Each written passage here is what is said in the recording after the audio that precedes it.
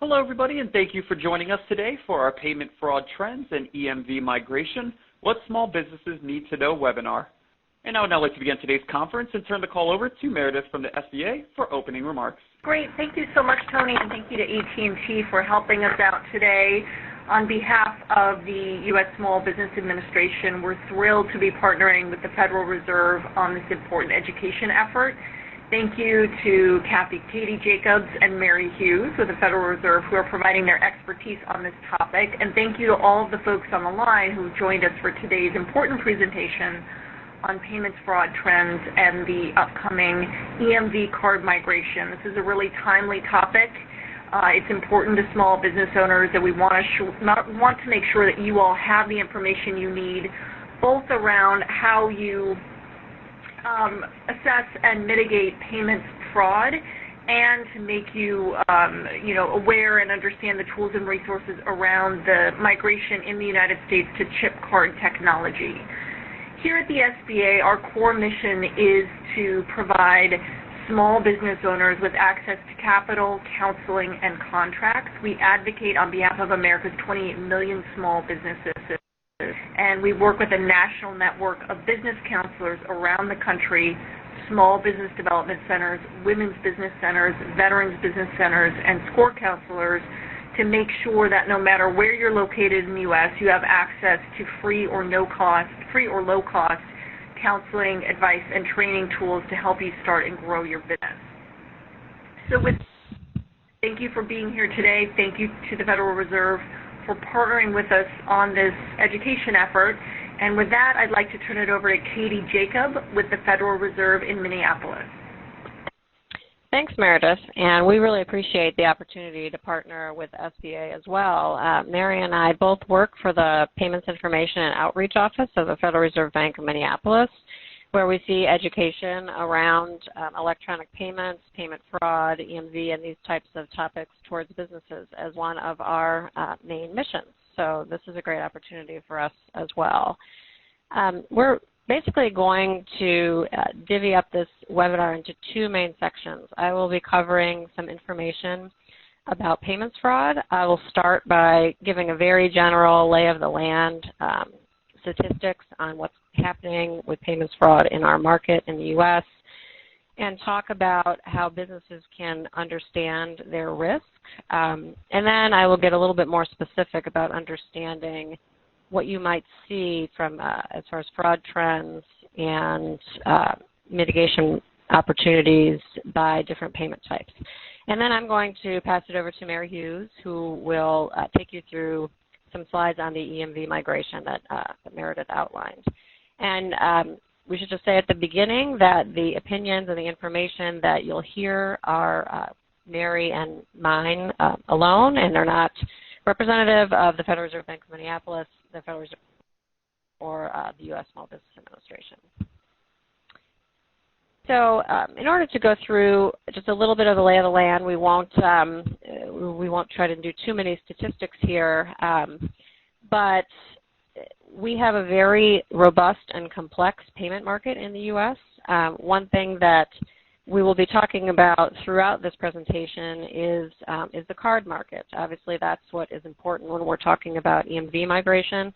And in this very first slide, we can see that in the U.S., consumers and businesses love their payment cards. We conduct a lot of financial transactions with our debit cards and our credit cards. This slide comes from a survey that the Federal Reserve does every 3 years of electronic payments, and you can kind of gauge this over time. And debit cards have become an extraordinarily popular payment method in this country. It's not necessarily, the card trends that we see here are not necessarily the same in other markets that don't have kind of a long-lasting credit card market the way we do here. But the important thing to notice here is that while cards are, very popular, they're also very prone to fraud. So we can see on the right side of the slide the unauthorized volume, the number of transactions that could be considered fraudulent, is also high for cards. And this will be a theme that, that we'll come back to. and we'll come back to it here, actually. When we were in the last slide, we were looking at volume, so that is, the number of transactions. One thing that's important to differentiate, though, is if you think about the way you as a consumer engage in financial transactions, you're probably not using your debit card for very high value transactions.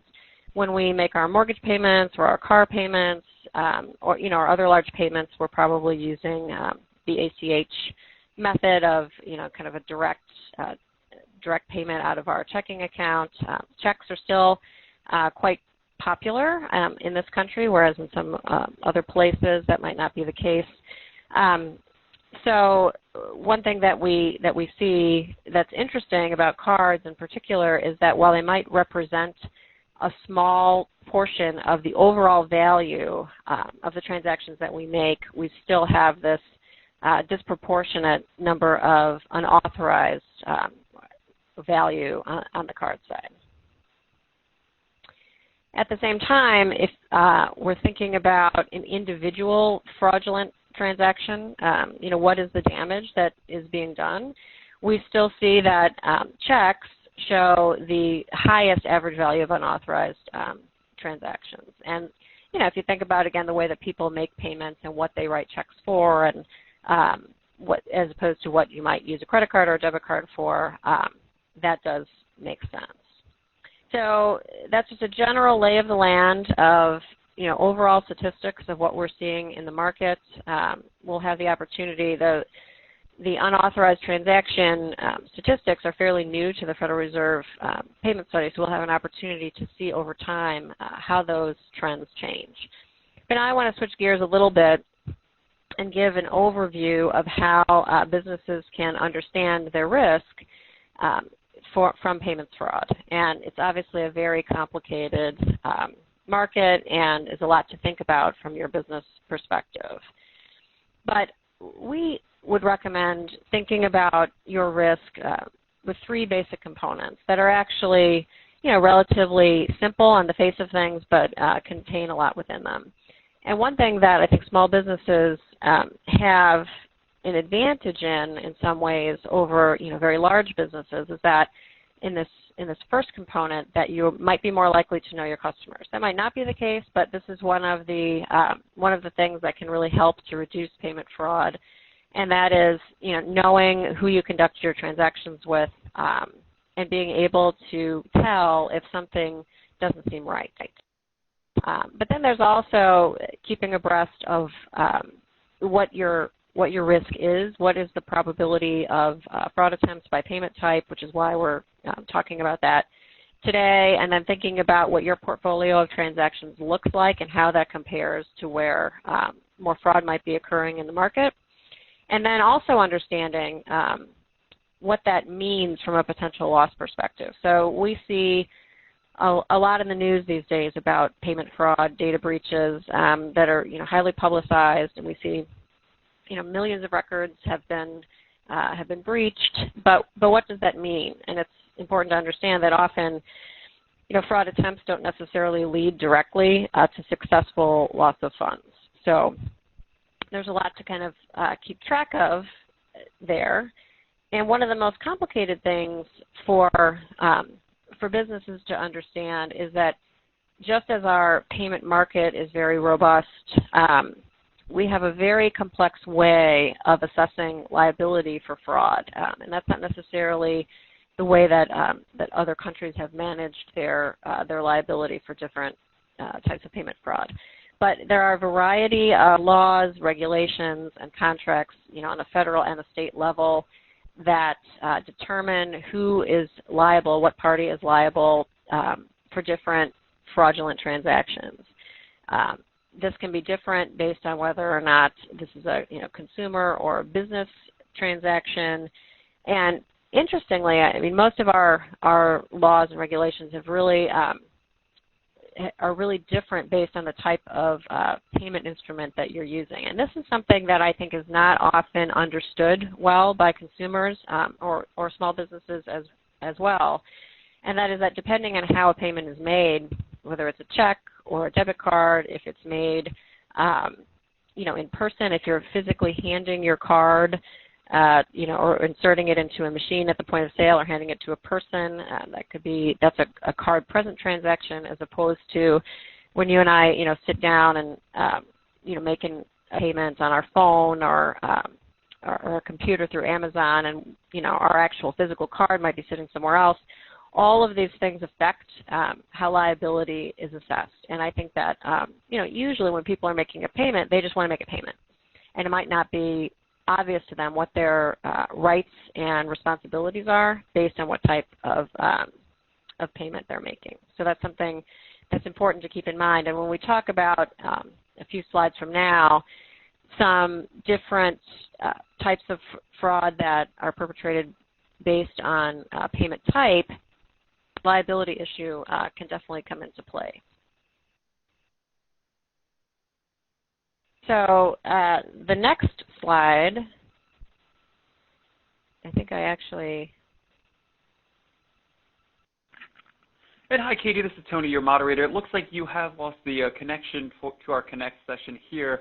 So if you do want to just try and reconnect, and while you're reconnecting, you can just prompt me to advance the slides for you. Sure, that would be great.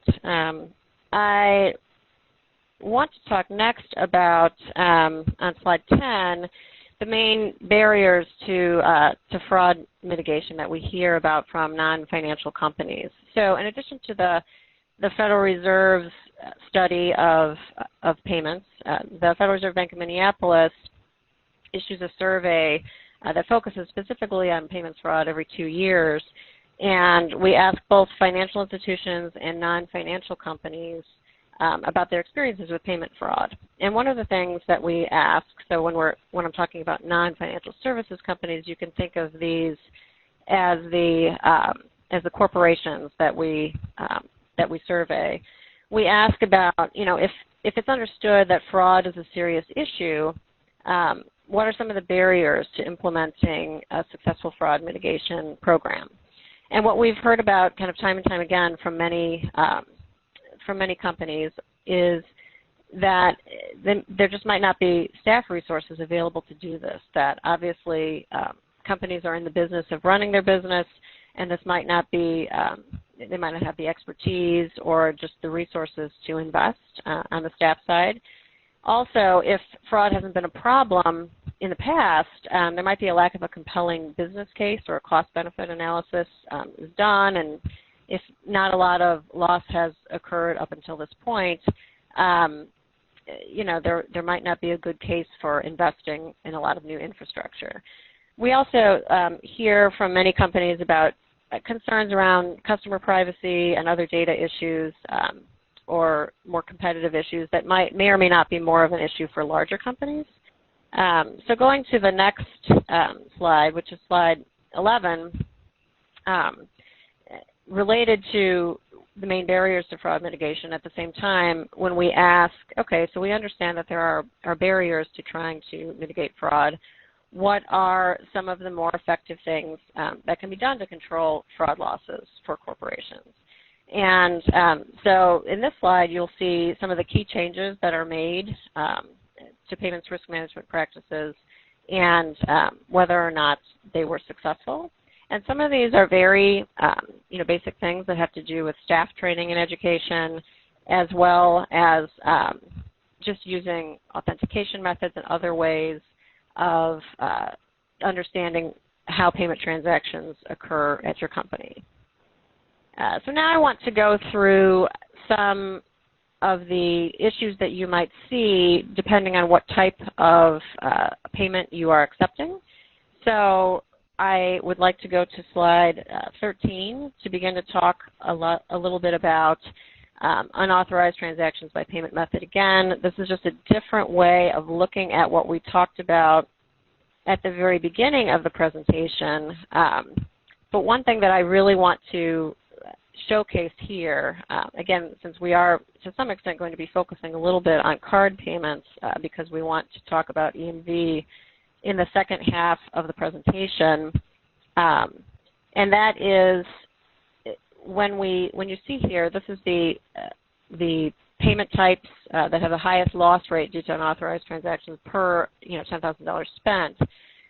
we see very low fraud rates for ACH transactions, for example. You see kind of a really large range from in the cents into the highest number we see here is for signature card present debit transactions at $12.45.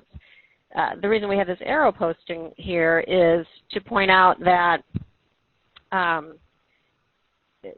that when we think about what types of payments you're accepting and the fraud reduction methods that might be kind of inherent to the payment type, if you compare signature transactions to PIN, really what we can see here is that the PIN is actually a very useful and valuable fraud reduction method. A signature, if you think about using that yourself at the point of sale, is relatively easy to forge. A lot of times no one is really looking at the signature to verify that it matches what's on the back of the card. A PIN is obviously something that you need to know in order to use it. So it is you can think of it as a successful fraud mitigation tool that is kind of inherent to that payment type. The next slide, slide 14, looks a little bit at check fraud. Now, if we think back to the very beginning, when, again, we were focused on the fact that cards kind of eclipse some of the other payment types in the amount of fraud that we see here in the U.S., it's important to keep in mind that checks are still used, particularly in the business-to-business space, and probably aren't going anywhere anytime soon. And some of the things that make checks very valuable as an efficient and effective payment type are the things that make checks vulnerable to fraud as well. So all of the information that you need to know about the payment is available directly on the check, and that can make them vulnerable to fraud as well. But one of the main reasons that check fraud is still an issue is that the kind of low-tech nature of the payment type makes it easy to forge. Again, people are very good at forging checks, and this is just something that doesn't take the kind of technical acumen that some other types of payment fraud necessitate. So we do have an electronic check market here in the U.S., and we've seen some innovations such as the ability to do remote deposit capture that could create new fraud risks, things like dual presentment, where one check might be presented in person as well as through an image, and this can cause some issues for additional possibilities for ways that checks can be vulnerable to fraud. The next slide focuses on card fraud. This is slide 15, and we kind of separate this into two different ways of thinking about cards. When we're thinking about purchasing cards or commercial cards, this is something that's specific to the business market that we wouldn't see when we're just talking about consumer payments. Some of the reasons that these cards can be subject to fraud include employee misuse, the use of lost or stolen cards, again, the ability to counterfeit these cards that are used online or at the point of sale. And in a few slides, I'll talk about some of the general methods that businesses can use to avoid these types of problems. But on the other hand, that's in the kind of using a commercial card. When accepting card payments, just to use card payments as a way to make transactions happen at your business, we think back to all of the different things that were discussed just a few minutes ago as far as whether or not you're accepting card present transactions, card not present transactions, the risks that might pose to you, and whether or not cards can easily be used if lost or stolen. So those are some issues to keep in mind when making decisions about accepting cards for payments. And the next two slides, we're on slide 16, focus on fraud that involves ACH that affects businesses. And what I would like to focus on here is that in the next slide I'll talk about one of the things that, again, is often in the news and that many companies are concerned about, and that is corporate account takeover. But one thing to consider when hearing about any type of payment fraud is that there's another kind of fraud to consider that isn't specific to the payment type, and that is, just general identity theft or account information theft. So something, our statistics bear out, and we saw this at the very beginning of the presentation, that ACH is actually a fairly safe payment method. We see very low, loss numbers for ACH payments. This is not, an area where businesses are necessarily seeing the most fraud, but it does happen. Fraud is available in every payment type. But the main way that ACH transactions can be vulnerable to fraud is through the compromise of information about your bank accounts. And this can happen through a variety of methods, but basically, if a criminal can find a way to get information about your business accounts and, thereby create fraudulent transactions or unauthorized ACH debits against your business bank account, that's what we're talking about here. So this happens through a variety of kind of social engineering methods. It can happen through an email scam, basically a criminal finding a way to get into information that will allow them to make financial transactions. And there are a variety of ways to mitigate that risk. On the next slide, slide 17, we are just kind of giving examples of how these corporate account takeovers take place. And when I was talking about fraud liability at the very beginning and mentioned that one of the complexities with fraud liability is that in cases where liability is assessed through a court case or through case law, what we've seen with corporate account takeovers, and again, this is where a criminal has found access to account information and started pushing transactions through that were not authorized. Judges have actually ruled in kind of opposite directions in these cases. So you can imagine, let's say, company A has account information that is breached through some kind of social engineering, and sends $1 million of unauthorized transactions through. Once that is discovered, and we could hope that it would be discovered immediately, but one of the things about payment fraud is that it often does take some time to discover, then who is liable for that fraud? And what we've seen is that judges have ruled in some cases that the corporation was liable because it did not have effective methods in place to reduce the risk of that information being compromised. And in other cases that look very similar, the financial institution was found to be liable for not stopping the transactions from going through. So that's just something to keep in mind. The next slide really kind of speaks to that. This is slide 18. And as we have, as our payments are becoming more and more efficient, we have more technology available to us. We can make payments on our phones. Businesses can use innovations such as Square in order to accept card payments. We have a variety of ways that payments can be compromised. They can be compromised from an individual, an actual device. Could be compromised, whether it's the phone or the ATM or the point-of-sale device. We still have the very kind of low-tech and old-school ways of experiencing payment fraud that include things like mail being stolen, checks being stolen out of someone's mailbox, and that information being compromised that way. So as we have more ways of accepting and making payments, that opens it up to additional points of compromise as well. But we don't want to, make businesses think that things are all doom and gloom here. So on slide 19, we just give some overall advice about what we think small businesses should be doing.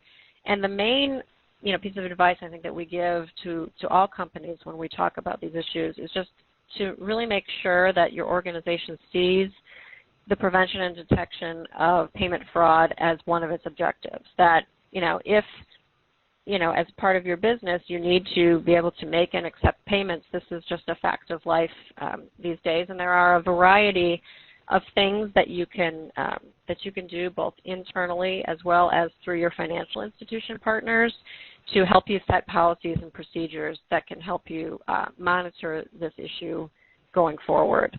You can always talk to your bank about cost-effective tools that are available to you through that relationship that can help you mitigate or prevent some fraud from happening. And some very kind of low-cost things such as just educating and training employees about how to recognize fraud when it's happening and what to do if it does happen. I know, at our company, just to use our computers, not for financial issues, but we go through regular security training that helps us figure out how to recognize a fraudulent email account or a URL that is trying to take us somewhere that we shouldn't be able to go. Companies can do things such as designate one computer as the computer that accepts payments. There are a variety of things that can be done so that you can stay on top of this fraud issue. The other thing that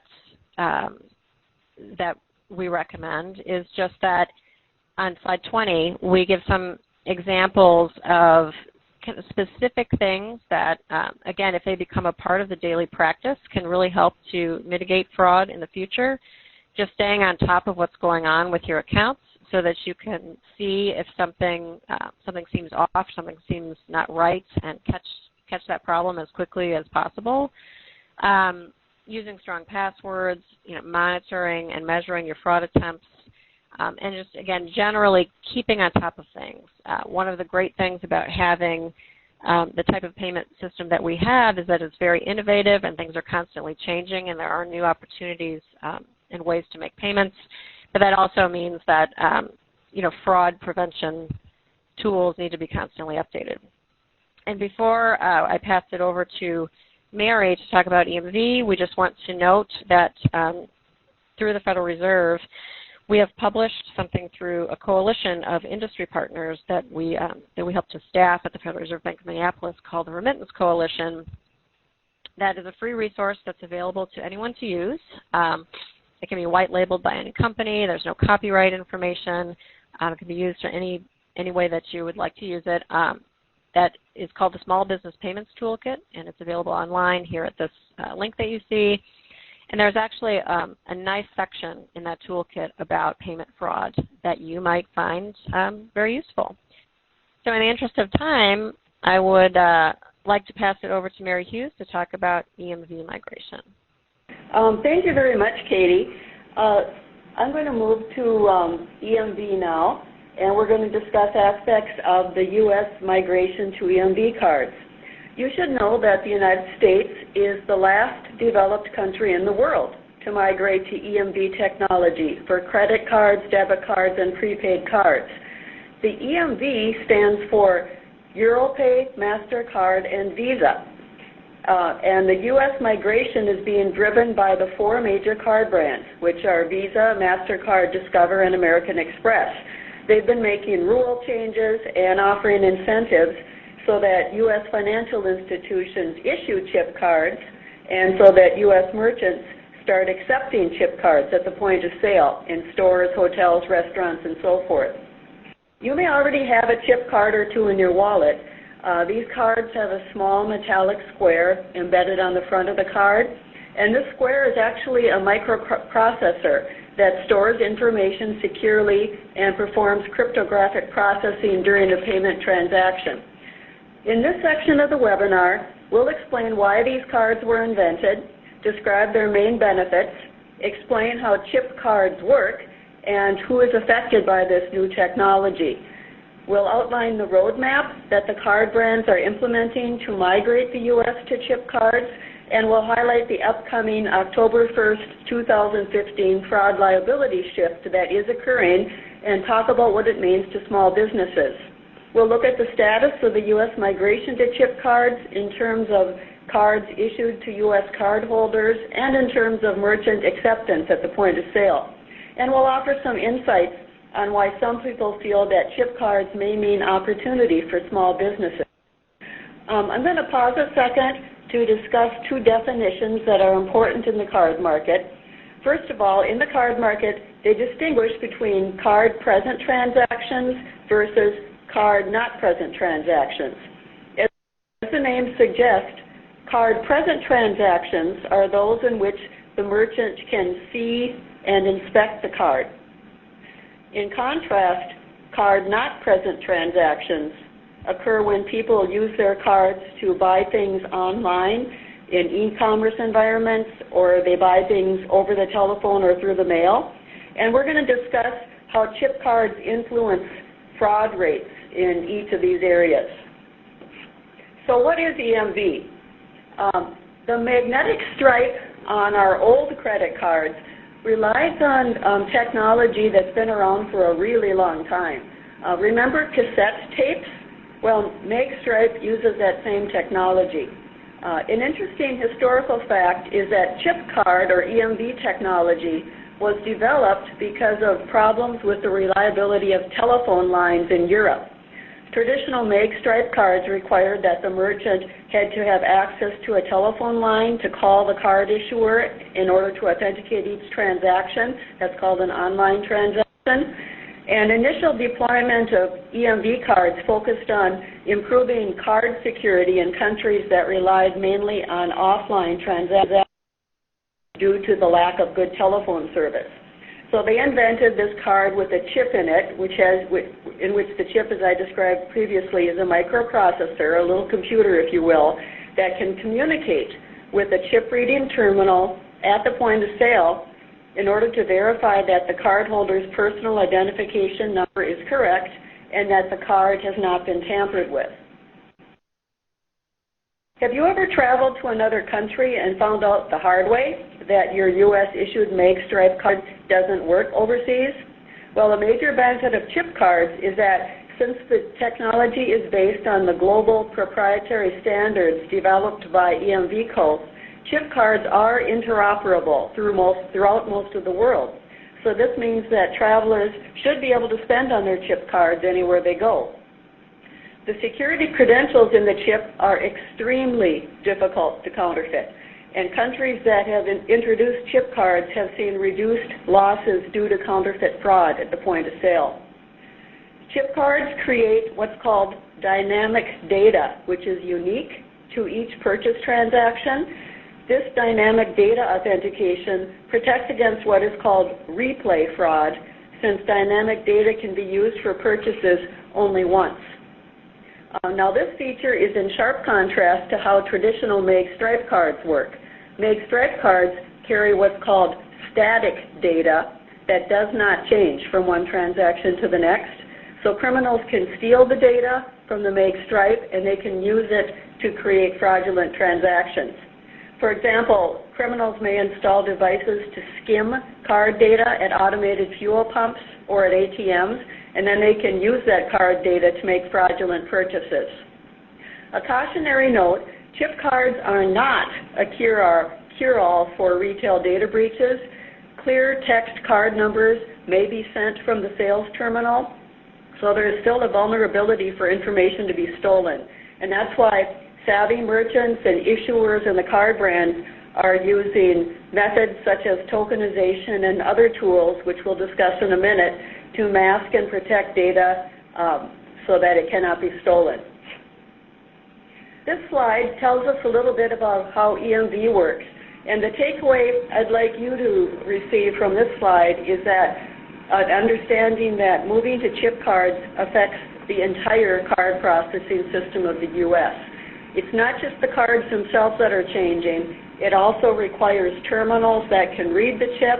There's new messaging data, new application logic involved, and it affects all the stakeholders in the U.S., which are listed here on the slide, everyone from the cardholder all to the issuer.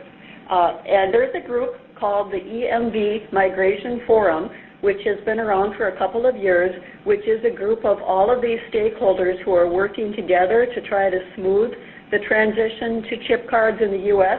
And we have a link for their public website in the resources section, and you'll find a lot of good information there from the EMV Migration Forum on items pertaining to chip cards. The 4 card brands have issued varying roadmaps to implement EMV in the U.S., and you're seeing this whole migration from magnetic stripe cards to chip cards in the news a lot lately because of the October 1st, 2015 fraud liability shift, which is occurring. On this date, the party, whether it's the card issuer or the merchant, the party that has invested in chip technology is protected from financial liability for card-present counterfeit or lost stolen fraud. The 4 major card brands have announced rule changes that employ a carrot and stick approach that's designed to accelerate adoption through things such as merchant incentives, such as audit relief, upgrading of payments processing infrastructure to support EMV transactions, and then the stick, the fraud liability shifts, which affect merchants, acquirers, ATM operators, and issuers. Effective October 1st, 2015, the card issuer or merchant that does not support chip card technology will assume liability for counterfeit point-of-sale card transactions for Visa, MasterCard, Discover, and American Express cards, and will assume liability for lost or stolen fraud for MasterCard, Discover, and American Express cards. If neither or both parties are chip card compliant, then fraud liability will remain the same as it does today. So what if a customer presents a chip card to make a purchase and the merchant does not possess chip-capable terminals and thus is not able to process the chip transaction and instead reverts to processing the payment via make-stripe technology? Well, if the card turns out to be lost, stolen, or counterfeit, then the merchant, rather than the card issuer, is going to be liable for that fraudulent transaction.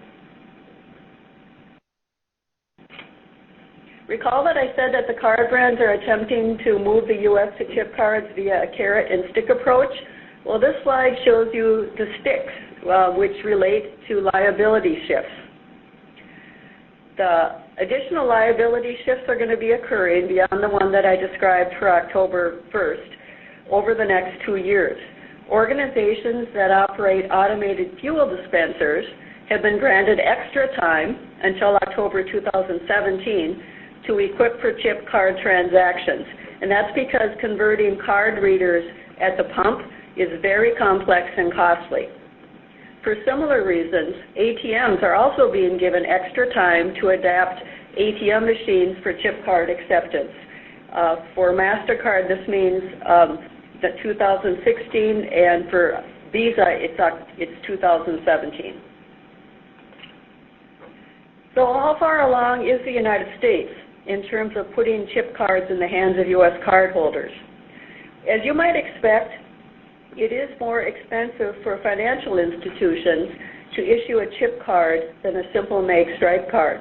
However, following the various retail data breaches in which millions of cards were compromised, many card issuers decided to bite the bullet and issue chip cards when they had to replace the compromised cards.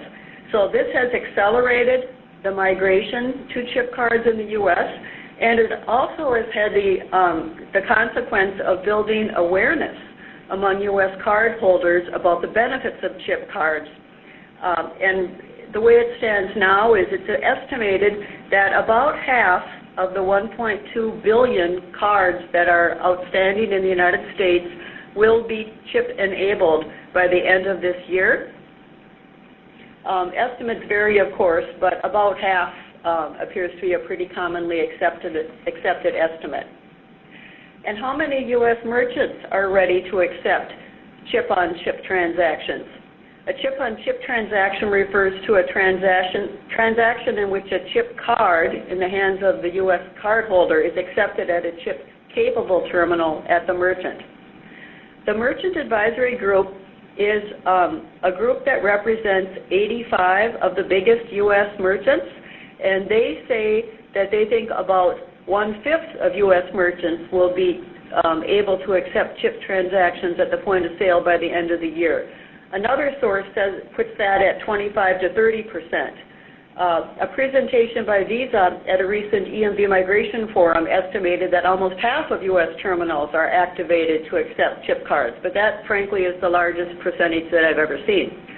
It is true that it is the larger retailers who tend to be the ones who are readying to accept chip transactions at the point of sale. I'm told that the Small Business Administration is working very hard to make sure that small employers are aware of the EMV migration and the fraud liability shift, and the SBA is focused on providing tools and resources to help small businesses understand what this all means for them. Small business owners are advised that they should contact their payment processors or merchant acquirers or independent reps, if that's who you're using to help process card transactions, that they should contact their service providers now, if they haven't already, in order to learn about what their options are and what the various price points might be. This slide shows the results of a recent survey of small businesses that indicates that awareness of the chip card migration among small businesses is lacking. Only half of the surveyed businesses said they were aware of the October 1st, 2015 liability shift, and notably 3 in 10 said that they are ready to accept chip cards, and 4 in 10 said at this time they don't have plans to accept chip cards. Why should small businesses invest in terminals and point-of-sale equipment that can process chip card transactions? Well, first of all, accepting chip cards can help small business owners benefit from latest advancements in payment technology while also meeting the needs of customers. Many U.S. consumers believe rightly that chip card transactions are more secure than the old-fashioned make-stripe transactions, and thus they may prefer to do business with merchants who accept chip cards. Another important opportunity is to reduce counterfeit fraud in card-present transactions, avoiding assuming the liability shift, and also reducing PCI reporting costs for audits at point of sale.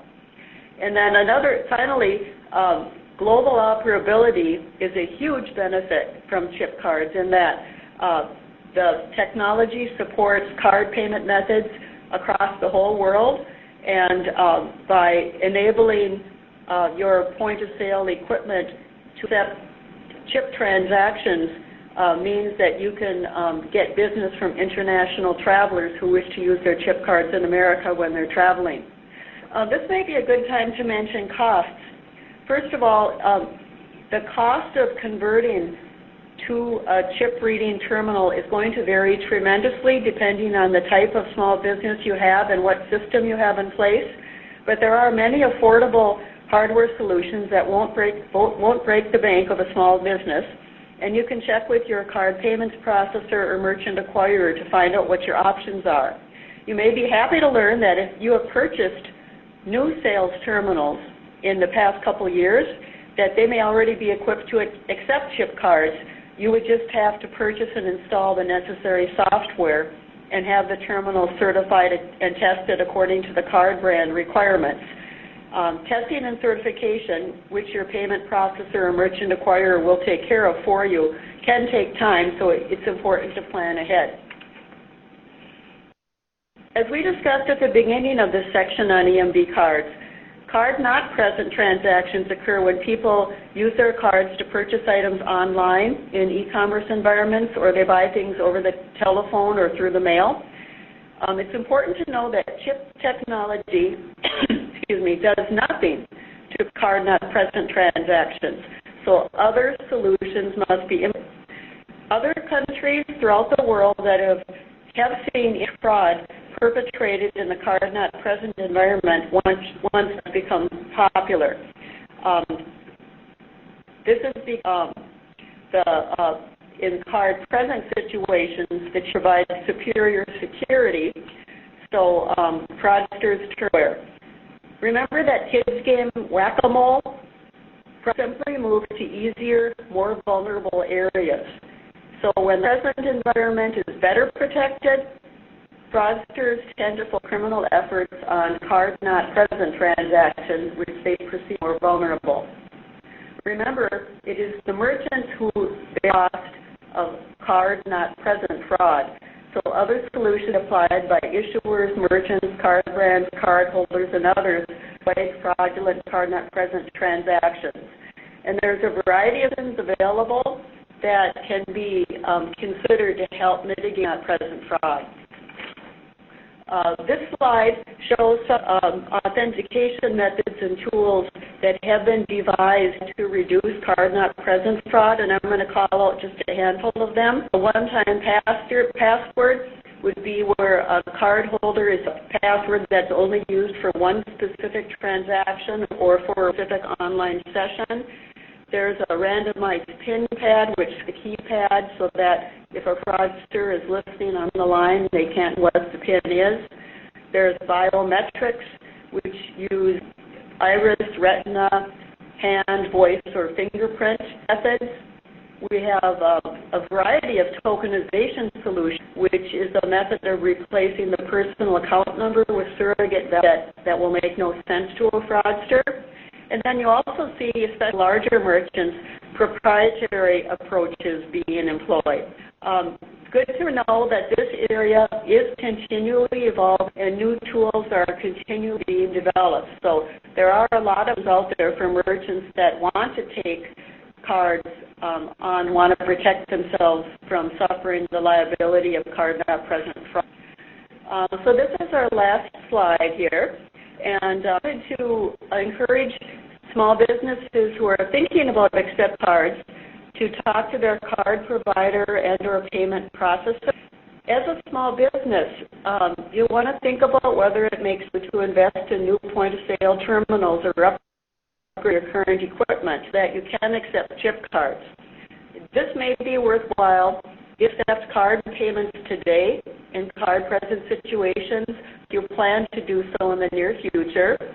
It can make more sense if a portion of your sales is to strangers versus people you know would, making your business more vulnerable to counterfeit and lost and stolen cards. And it also can make a lot of sense if card payments are a significant percentage of your total sales. Another consideration is that certain categories will have higher counterfeit fraud rates than others. Rates are 5 to 10 times the average in stores that sell electronic computers, hobbies and games, music, drugs, pharmacy, and wire transfer and money orders. But in contrast, counterfeit rates are orders of magnitude lower than average among doctors, religious organizations, dry cleaners, auto body shops, and stores. So does the industry you are in make you more vulnerable to card fraud? A business should assess its experience with fraud, both in the past and projected in the future, as Katie said earlier, and also evaluate the costs and benefits with accepting chip cards. You can research low costs to you and rely on your service providers for advice. Also a good time to explore new payment technologies that are on the horizon. The U.S. payment space is continually evolving. We're seeing a lot of new technologies come to play, like Apple Pay, mobile wallets, and so on. And you may want to consider accept payments. We encourage you to learn more by checking out sba.gov/EMV and also our payments information and outreach website. So it's important to realize that all chip cards, whether in the U.S. or elsewhere, will continue to carry MAGSTRIPE for the foreseeable future, and that the U.S. payments infrastructure will continue to support MAGSTRIPE technology for many, many years to come. Thus, merchants will still be able to accept card payments and process them with MAGSTRIPE technology, even if their sales terminals are not equipped to accept chip card transactions at this time. And Katie has included some additional resources on the next few slides for those of you that want to learn more about payments fraud and chip cards. So at this time, Katie and I will be happy to take your questions. And guys, we'll go with the first question. Meredith, I do believe you're still on the phone with us here. We did receive a couple of questions just asking if the presentation will be made available and where the recording for this event will be made available. Yes, hi folks. So SBA will post it up on its landing page for EMV migration. That's sba.gov/EMV. So hopefully we'll have that up in the next couple of days. We'll have the both presentation itself as well as the archive version of this webinar. So again, that's sba.gov/EMV. All right, perfect. And guys, the next question I see coming through for our notes questions here is asking if we could please define AHC. And Katie, I believe this is going to be directed towards your presentation. Oh, I'm sorry. Yes, automated clearinghouse transactions is what ACH stands for. And, you know, probably the people are most familiar with for ACH transactions are this is usually how you receive your paycheck. You know, this is something that is directly tied to a bank account, and that is how the payment is flowing. All right, perfect. Thank you, Katie. And the next question I see coming in is asking, can a signature prove a fraud? Oh, okay, prove that that fraud has occurred. And that's a great question. I think one of the reasons that you know, signature as an authentication method, you know, we can think of it that way if you are thinking about how to try to make sure that transaction is real and belongs to the person who's trying to do it. You can use a variety of methods. It can be a PIN, which is something that you know that hopefully you don't share with others. A signature, it could be biometric, as Mary was mentioning. There are a variety of different things. And you know, the signature of all these different types of methods is probably the most valuable, and it's probably more difficult to prove, you know, one way or the other. Some of us might not even, you know, have for ourselves, you know, the same signature from day to day. So, you know, I'm not answering that from a legal perspective, but I think that that's one of the issues is that it does, it's kind of a little bit more valuable from an authentication perspective. All right, perfect. Thank you very much, Katie. And the next question I see coming through, guys, and Mary, I think this is going to touch back into your presentation, is asking about a cutoff date when non-card chips will be valid. Well, the fact of the matter is that you can expect to see mag stripes coexist with chips on our credit, debit, and prepaid cards for many, many years to come. I'm talking like 10 or 20 years at least. The fact is that no one expects that there will be 100% conversion to chip cards at the point of sale, and it's very important for the card brands and the financial institutions who issue cards that card holders are able to use their particular cards to purchase things. And so we'll want to accommodate magnetic stripe transactions as long as possible, and they'll also, of course, want to motivate merchants to accept chip transactions at the point of sale for the reasons that we specified, but there is no cutoff date. All right, perfect. And this is on the same lines, Mary, for that question, asking if EMV cards will also have a mag stripe, and if so, is there a target date for the universal EMV-only cards? Yeah, that's a good question, and the answer is no. There is not a target date for universal EMV-only cards, and frankly, to my understanding, throughout the world, all cards have magnetic stripes and you know, chip cards for the most part, and in the United States, you can expect to find both of them on our cards for a long time to come. So guys, the next question's coming through, and a lot of these questions have to do with shift of liabilities.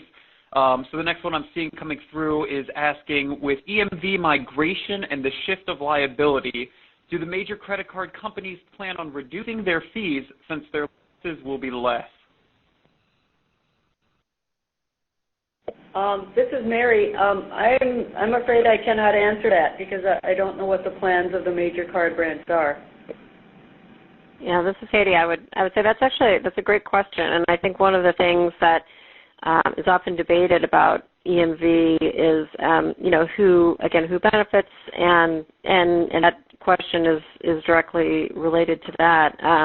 But as Mary said, I'm not sure what the plans are for each of the card brands. All right, perfect, guys. The next question I see coming through is asking if iPhones will be able to accept the new card chip.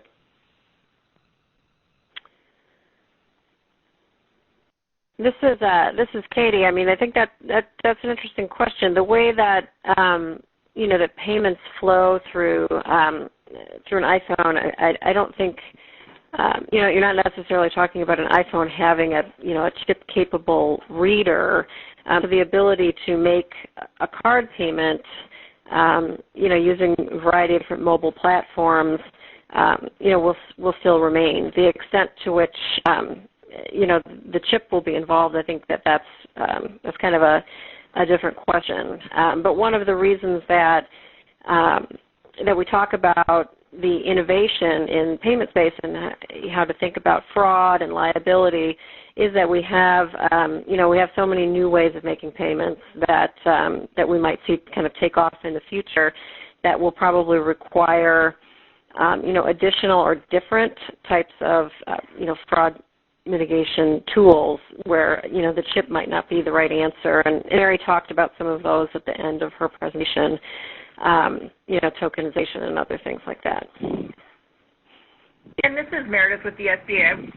Back on that, I know we've gotten this question a lot, and I think to the extent the question is asking about the devices that may attach to iPhones, there are various vendors out there that make those kinds of devices. I know many of those are often suitable for some smaller businesses, maybe not for others, but those products as well in the market are increasingly chip-enabled.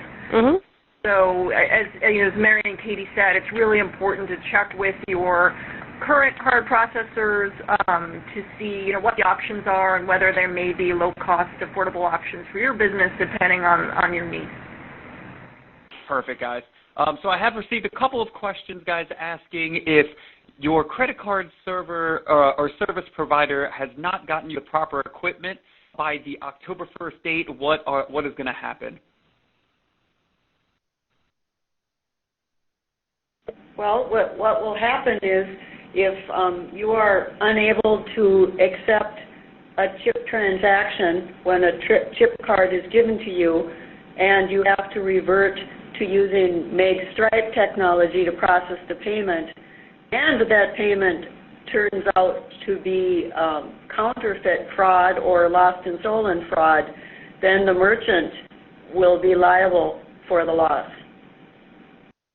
All right, perfect. And so the next question I see coming through, and we have a couple of them relating to the same topic, guys, is the vast majority of credit card transactions are non-present card transactions. Can you guys just reiterate where we can find resources for this? That's correct. And in fact, the United States has the biggest the greatest number of card-not-present transactions in the world because, with the popularity of shopping online and using your card to make purchases over the phone or through the mail and so forth. You can go to the card brands' websites. The major card brands, Visa, MasterCard, Discover, and American Express, have excellent educational resources on their public websites.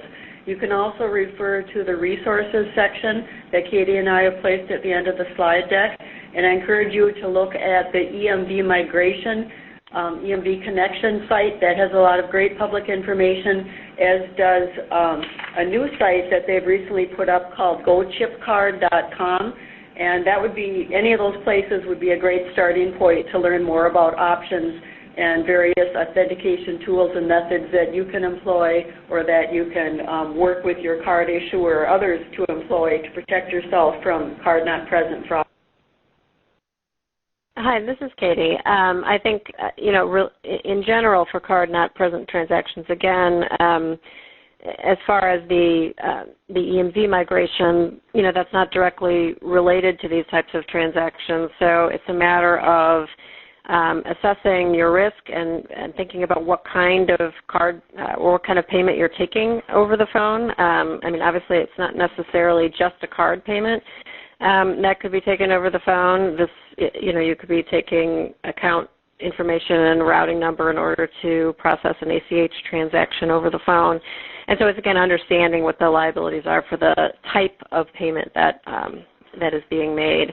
And I think one overall thing to reiterate about card present, card not present, and what's happening with EMV is that, while EMV doesn't necessarily address any of the card not present transactions that are being made, the situation that we have right now, if you think back to the very beginning of our presentation where we were going through the fraud landscape, is that we do have a general card fraud issue, in the United States right now that is different than what we see in other countries, in part because we do not have this innovation of EMV. So that, there's obviously different ways of looking at whether fraud is an issue for card present or card not present, but we know that in the marketplace that we have right now, we need something that's better than the magnetic stripe, which has not been the most robust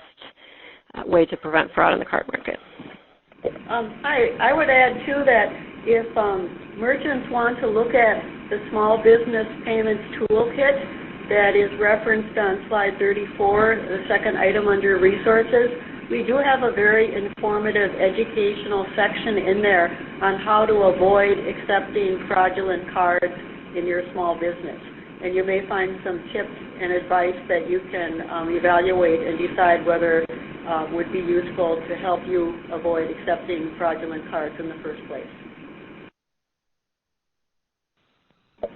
We just want to thank everyone for their time and attention, and we hope that this has been a useful and informative session, and we invite you to learn more by pursuing some of the resources and links that we've shared at the end of the slide deck.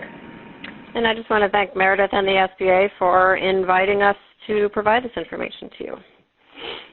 Thank you all today. And again, Meredith here with SBA, just wanted to reiterate what we said, I think, throughout the presentation, but particularly with EMV, that this really is an opportunity for small business owners as we look at the landscape of new payments and more secure payments technology to really meet your customers where they are and being able to accept whatever form of payment, whether it's the chip card or contactless payments.